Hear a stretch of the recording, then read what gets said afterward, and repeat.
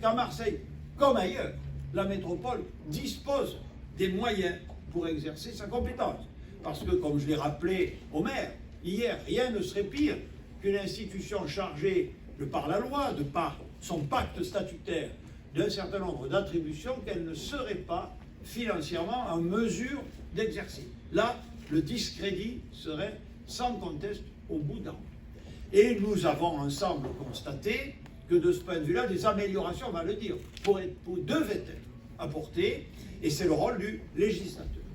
À ce stade de mon propos, vous me permettrez de dire un mot sur la méthode et de rendre un hommage appuyé à Jacqueline Gouraud, ici présente, un hommage public, parce qu'elle a conduit sur un sujet qui est difficile, évidemment, qui bouscule un certain nombre d'habitudes, des concertations, des discussions extrêmement approfondies avec les élus et les acteurs du territoire,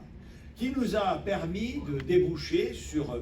un amendement au projet de loi 3DS en cours de discussion, mesdames et messieurs les députés, devant l'Assemblée nationale, qui est un texte important, dont je dis tout de suite qu'il pourra être amélioré, qu'il ne constitue qu'une étape, il n'y a pas de problème, mais qui est un sujet de clarification et aussi qui incarne ou qui doit donner à la métropole la pleine possibilité d'autofinancer la part en matière de mobilité, notamment de ce que ce plan que vous avez esquissé ou présenté devant nous prévoit. Cet amendement, vous le savez, réorganise les choses, j'allais dire de façon normale, c'est-à-dire la commune reste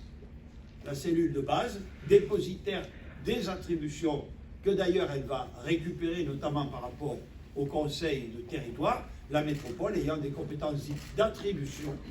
fixées par la loi ou par le pacte statutaire qu'ensemble et souverainement les élus conviendront entre eux. Les financements, fussent-ils bonifiés de l'État, n'auraient pas suffi si la métropole ne dispose pas, une fois encore, des moyens d'exercer ses attributions.